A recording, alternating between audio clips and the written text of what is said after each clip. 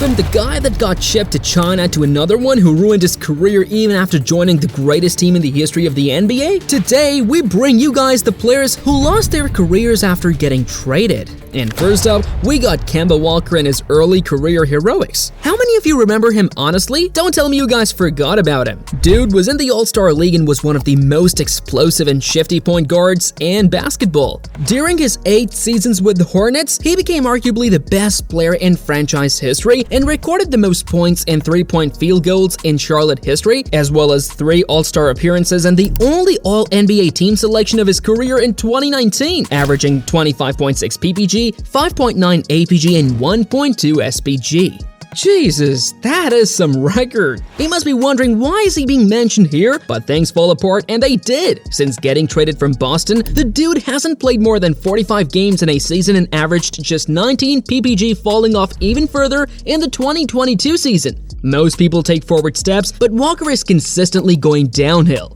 Honestly, that is a sad end to a once very good NBA career, eh lads? Easy, hold on, we still have several players to cover that would send you guys to the moon wondering, what on earth happened here? I mean, the next guy got shipped to China because of his poor form.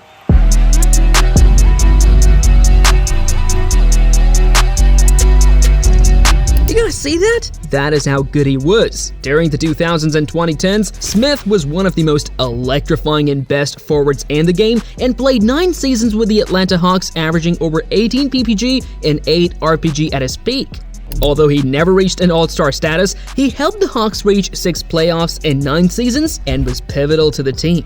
Next up, you guys know the vibe, the same old story. He was off to Detroit, and although he had a pretty good first season, his production dropped significantly to below 15 PPG, and he looked to check out from Detroit and Houston after his deal away from Atlanta. But this ain't even the saddest part because by 30, he was off to China. Nah, this is outrageous. A violation. And talk about violation, even Iverson knows a thing or two about being violated because my guy was getting drafted like juggling balls. During the 2000s, he set the NBA on fire as a 6-feet shooting guard who was fearless in his pursuit of getting buckets and took home 4 scoring titles as well as an MVP. He was then traded to Denver, and even that didn't drop his form, averaging 25.6 PPG and 7.1 APG, and was among the best shooting guards in the league still. No idea what happened then, but the gods of the NBA intervened and Ivan went on a roller coaster ride, shifting franchises and moving forward from the Nuggets to the Pistons and then Grizzlies and Sixers again. He got traded so many times he forgot to play, and similarly, another promising career took a shady end.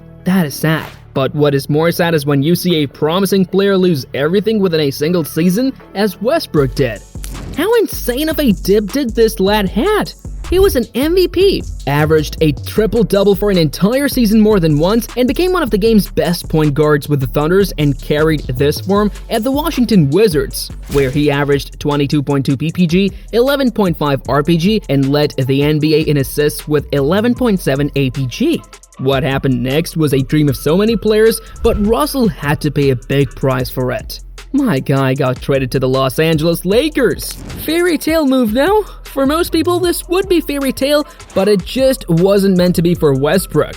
What proceeded to happen was disgusting, as NBA fans everywhere looked to blame one person for their losses and struggles. And of course, that person was Russell Westbrook. His numbers dipped to 18.5 PPG, 7.4 RPG, and 7.1 APG with 3.8 turnovers. Fans harassed him and his family, they called him names, and they ran him out of town to the point where no one thought he could play anymore. Haven't seen people turn on a player as quickly as they did on Westbrook, but that is life. Sometimes you win and sometimes you lose, and talk about losing, the next guy lost so many things. He was seeking 10-day contracts to survive. Yeah, Isaiah saw his fortunes change very quickly. A 5'9" player who was never supposed to be talked among the big guys of the league because in fact, he was so small. But stars aligned in his favor, and he found a home with the Celtics and became an All-Star in both 2016 and 2017, while finishing top 5 in MVP voting in 2017 as well.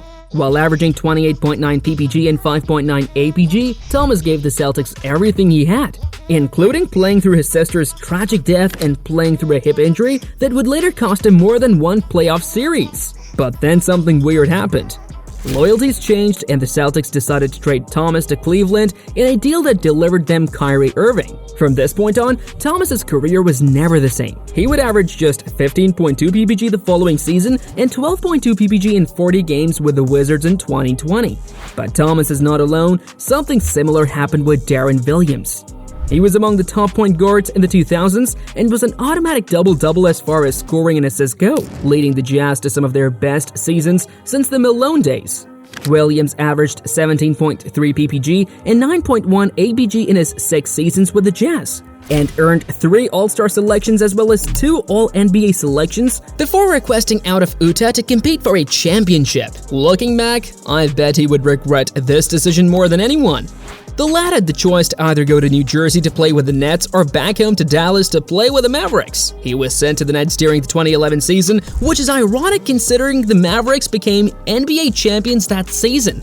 Williams, meanwhile, had an All-Star season in New Jersey in 2012, but began to rapidly decline on the court as well as with injuries. By 2016, Williams was just averaging 11.1 PPG and 5.6 APG.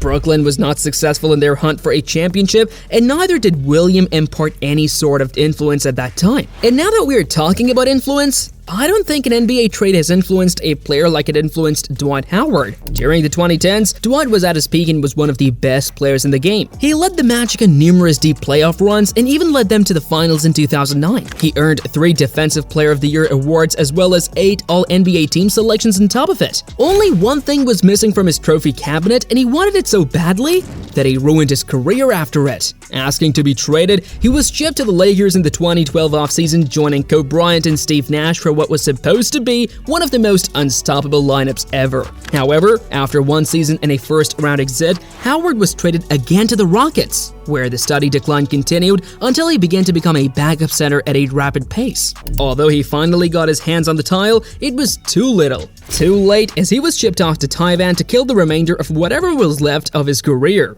God lord, these stories are so depressing. But when you got Ball Empire on your side, why worry? Head over because we have tons of entertaining content for you guys, and while you're at it, press the like and subscribe buttons to get exclusive rights to awesome NBA content.